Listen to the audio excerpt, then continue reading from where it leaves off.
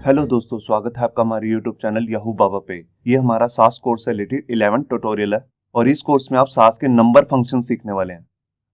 यहाँ देखिए, यहाँ पर हमारे पास सास के अंदर इनबिल्ट फंक्शंस की एक लिस्ट है जिसमें से हमारे पास 6 तरीके के अलग अलग फंक्शंस होते हैं।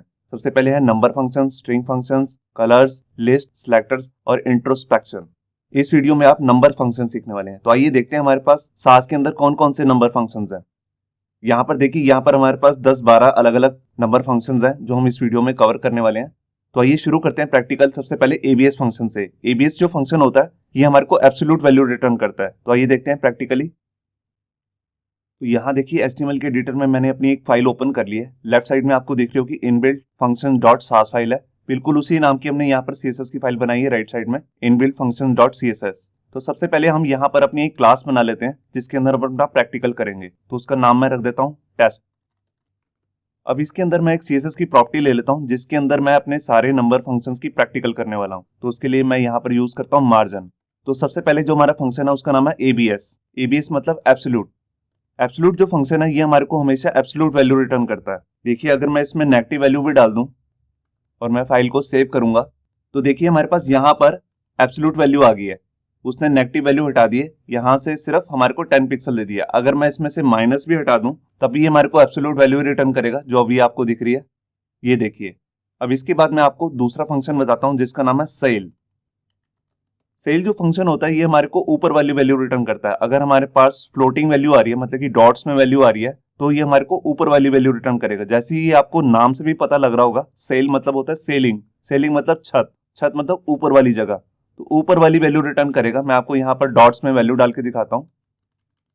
जैसे मैंने यहाँ पर लिख दिया 4.2। अब ये मेरे को ऊपर वाली वैल्यू रिटर्न करेगा। मैंने फाइल को सेव किया और ये देखिए यहाँ पर वैल्यू आ गई 5। आपको दिख रहा है ये ऊपर वाली वैल्यू। अगर मैं यहाँ पर 5.4 भी डालूं तभी ये मेरे को ऊपर वैल्यू रिटर्न करेगा। ये देखिए, अगर मैं इसमें 4.1 भी डालूं तभी देखिए मेरे को रिटर्न कर रहा है 5। अगर मैं यहाँ पर 0 डालूंगा तब ये मेरे को सिंपल 4 ही रिटर्न करेगा। मैंने फाइल को सेव किया और ये देखिए। तो आपने देखा कि कैसे सेल जो फंक्शन है हमारा ये ऊपर वाली वैल्यू रिटर्न करता है। बिल्कुल इसी की तरह इसका एक उलट फंक्शन होता है जिसको हम कहते हैं फ्लोर। ये हमारे को निचली वैल्यू देता है। जैसे मान लीजिए मैं यहाँ पर 3.4 लिख देता हूँ तो इसकी निचली वाली वैल्यू बनेगी 3। मैं फाइल को सेव किया, ये देखिए यहाँ पर आ गया 3। चाहे ये डॉट के जितनी मर्जी ऊपर वैल्यू हो, मैंने ऐसे यहाँ पर लिख दिया 3.8, तब भी ये मेरे को 3 ही रिटर्न करेगा। ये देखिए आपको दिख रहा है। चाहे इसमें उसके बिल्कुल नजदीक की वैल्यू चाहे 3.1 हो तब भी ये मेरे को 3 ही वैल्यू रिटर्न करेगा। ये देखिए। अब सेल और फ्लोर को मिला जुला एक फंक्शन होता है जिसको हम कहते हैं राउंड फंक्शन। राउंड जो फंक्शन होता है, अगर इसमें 0.5 से नीचे वाली वैल्यू आएगी तो ये हमारे को नीचे वाली वैल्यू रिटर्न करेगा। अगर 0.5 से ऊपर की वैल्यू होगी तो ये ऊपर वाली वैल्यू रिटर्न करेगा। अब मैं फाइल को सेव किया तो देखिए ये मेरे को रिटर्न कर रहा है 3। मगर अगर मैं यहाँ पर 3.6 डालूंगा तो ये मेरे को ऊपर वाली वैल्यू रिटर्न देगा। ये देखिए यहाँ पर आ गया 4। अगर मैं यहाँ पर 3.5 भी लिखूंगा तब ये मेरे को ऊपर वाली ही वैल्यू रिटर्न करेगा। ये देखिए यहाँ पर आ गया 4। अगर मैं इसमें 4.5 लिखूंगा तब ये मेरे को नीचे वाली वैल्यू रिटर्न कर देगा क्योंकि ये 0.5 से नीचे वाली वैल्यू है। ये देखिए यहाँ पर आ गया 3। तो आपने देखा सेल, फ्लोर और राउंड कैसे काम करते हैं। अब मैं आपको पांचवा फंक्शन यूज करके दिखाता हूं जिसका नाम है मैक्स। मैक्स हमारे को हमेशा मैक्सिमम वैल्यू रिटर्न करता है। अगर इसके अंदर 3-4 वैल्यूज आ रही हो अलग अलग, देखिए जैसे मैंने यहाँ लिख दिया 1px 4px, मैंने फाइल को सेव किया तो इन दोनों में जो मैक्सिमम वैल्यू होगी वही मेरे को रिटर्न हो जाएगी। ये देखिए यहाँ पर आ गया 4px।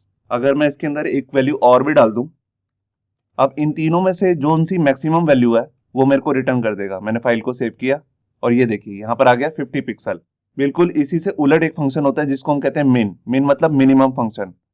ये हमारे को मिनिमम वैल्यू रिटर्न करेगा। मैंने फाइल को सेव किया, ये देखिए यहाँ पर आ गया 1 पिक्सल क्योंकि इनमें से सबसे छोटा जो था वो था 1। अगर मैं इसको 10 कर दूं और अब देखूं मिनिमम तो देखिए यहाँ पर आ गया 4 पिक्सल। ये जितने भी फंक्शंस हम कर रहे हैं नंबर से रिलेटेड, ये सारे जो फंक्शंस हैं ये बेसिकली ऐसे सिंपली तरीके से यूज नहीं होते। जब हमारी अर्थमेटिक कॉम्प्लेक्स कैलकुलेशंस होती हैं तो उसके अंदर हम इनको यूज करते हैं। बिल्कुल ऐसे सिंपल से हम मार्जिन लिख कर यूज नहीं कर देते। अब मैं आपको अपना 7th फंक्शन जिसका नाम है परसेंटेज उसको यूज करके दिखाता हूं। परसेंटेज बेसिकली परसेंटेज कैलकुलेट करने के काम में आता है। देखिए मैं इसके अंदर कोई भी वैल्यू डालूंगा ये मेरे को उसकी परसेंटेज दे देगा। मैंने यहाँ पर डाला 0.2 और फाइल को सेव किया। ये देखिए यहाँ पर आ गया 20%। मैं इसके अंदर कोई भी अर्थमेटिक कैलकुलेशन करता हूँ तो उसके लिए भी मेरे को परसेंटेज ही देगा। देखिए मैंने यहाँ पर लिख दिया 100% डिवाइडेड बाय 50 पिक्सल। मैंने फाइल को सेव किया और ये देखिए यहाँ पर आ गया 200%। आप देख रहे हैं। अब मैं आपको 8 फंक्शन बताता हूँ जिसका नाम है कंपेरेबल। कंपेरेबल जो फंक्शन है ये हमारे को ये बताता है कि जो दो यूनिट के बीच में अगर हम कंपेयर करने जा रहे हैं वो कंपेयर हो भी सकता है या नहीं। अगर वो ट्रू रिटर्न करेगा तो कंपेयर हो सकता है, अगर वो फॉल्स रिटर्न करेगा तो वो कंपेयर नहीं हो सकता। देखिए जैसे मैंने यहाँ पर लिखा 2 पिक्सल और दूसरी वैल्यू दे दी जैसे यहाँ पर 1 पिक्सल, तो इन दोनों की यूनिट्स जो है वो सेम है, दोनों में पिक्सल पिक्सल है। और मैं फाइल को सेव करता हूँ, ये रिटर्न करेगा ट्रू। ये देखिए यहाँ पर आ गया ट्रू। ऐसा क्यों हुआ? क्योंकि ये दोनों कंपेरेबल यूनिट्स हैं, इन दोनों का कंपेयर हो सकता है। मगर अगर मैं यहाँ पर जाकर EM लिख दूं और फाइल को सेव करूं तो देखिए यहाँ पर आंसर आ गया फॉल्स, क्योंकि इन दोनों का अब कंपेयर नहीं हो सकता। हाँ, अगर मैं यहाँ पर सेंटीमीटर लिख दूं और यहाँ पर mm लिख दूं 1 mm या जितनी मर्जी वैल्यू हो, मगर मैं यूनिट्स की बात कर रहा हूँ और मैंने फाइल को सेव किया तो देखिए यहाँ पर आंसर आ गया ट्रू, क्योंकि इन दोनों का कंपेयर हो सकता है, ये यूनिट्स मिलती जुलती हैं। तो इस फंक्शन का यूज हम इफ कंडीशन के अंदर कर सकते हैं, दो अगर यूनिट्स के बीच में हमने कंपेयर देखना हो। अब मैं आपको 9 फंक्शन बताता हूं जिसका नाम है रैंडम। रैंडम जो फंक्शन है ये हमारे को एक रैंडम वैल्यू देता है रिटर्न करके। मैंने फाइल को सेव किया और ये देखिए इसने हमारे को एक रैंडम वैल्यू उठा के दे दी। ये रैंडम वैल्यू इसने कैसे उठाई मैं आपको बताता हूँ। इसने 0 से 1 के बीच में जो भी रैंडम वैल्यू होगी वो हमारे को रिटर्न कर देगा। मैं अगर जाके यहाँ पर दोबारा से फाइल को सेव करूंगा तो ये हमारे को दोबारा से एक रिटर्न कर देगा वैल्यू अलग से। ये देखिए अब ये वैल्यू पुरानी वाली वैल्यू से अलग है। अब मैंने दोबारा से फाइल को सेव किया और ये देखिए यहाँ पर एक अलग वैल्यू आ गई। मगर अगर मैं इसके अंदर जाके दे दूंगा 10 तो इसका मतलब है ये हमारे को 0 से 10 के बीच में जो रैंडम वैल्यू उठा के देगा कोई भी। ये देखिए इसने हमारे को रिटर्न कर दिया 2। अब मैंने दोबारा से फाइल को सेव किया तो देखिए आ गया 6। मैंने दोबारा से फाइल को सेव किया तो देखिए आ गया 3। तो आपने देखा ये कैसे रैंडम वैल्यू रिटर्न कर रहा है। अगर मैं इसमें यहाँ पर 100 दे दूं तो ये हमारे को 0 से 100 के बीच में कोई भी रैंडम वैल्यू रिटर्न करके देगा, हमेशा अलग। मैंने फाइल को सेव किया, ये देखिए यहाँ पर आ गया 84। मैं दोबारा से फाइल को सेव करता हूँ, ये देखिए आ गया आंसर 57। हम आपको 10 फंक्शन बता रहा हूँ जिसका नाम है यूनिट। ये हमारे को यूनिट रिटर्न करता है। देखिए यहाँ पर मैंने लिखा यूनिट और मैंने फाइल को सेव कर दिया तो देखिए यहाँ पर सिंपल इन्वर्टेड कोट्स आ गए और उसके अंदर कुछ भी नहीं है, क्योंकि यहाँ पर मैंने कोई भी यूनिट नहीं दी है। अगर मैं यहाँ पर लिख दूं पिक्सल और फाइल को सेव करूं तो ये मेरे को बीच में से यूनिट निकाल के दे देगा। ये देखिए यहाँ पर आंसर आ गया px। और अगर मैं यहाँ पर em लिख देता हूँ और ये देखिए इसने मेरे को रिटर्न कर दिया em। और अगर मैं यहाँ पर जाकर कोई भी अर्थमेटिक कैलकुलेशन करता हूँ तो उसमें से ये मेरे को यूनिट्स निकाल के दे देगा। ये देखिए जैसे मैंने यहाँ पर लिखा n2 और यहाँ लिख दिया 2 पिक्स। मैंने फाइल को सेव किया और ये देखिए इसने हमारे को em इंटू पिक्स जो यूनिट्स की वैल्यू थी वो हमारे को रिटर्न कर दी।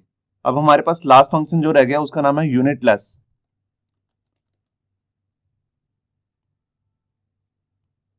ये जो फंक्शन है ये दो ही वैल्यू रिटर्न करता है, या तो ट्रू रिटर्न करेगा या फॉल्स।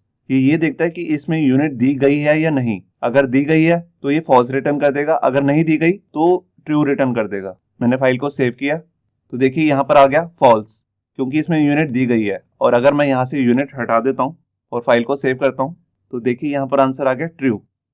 तो इस फंक्शन का यूज भी हम इफ कंडीशन वगैरह के साथ कर सकते हैं। इससे नेक्स्ट वीडियो में हम देखने वाले हैं स्ट्रिंग से रिलेटेड फंक्शंस, तो वो वीडियो देखना मत भूलिएगा। होप सो आपको ये हमारा वीडियो ट्यूटोरियल अच्छा लगा होगा। अगर अच्छा लगा है तो वीडियो को प्लीज़ लाइक करना मत भूलिए। अगर आप ऐसे ही रेगुलर अपडेट चाहते हैं तो हमारे चैनल याहू बाबा को सब्सक्राइब करना मत भूलिए। Thank you.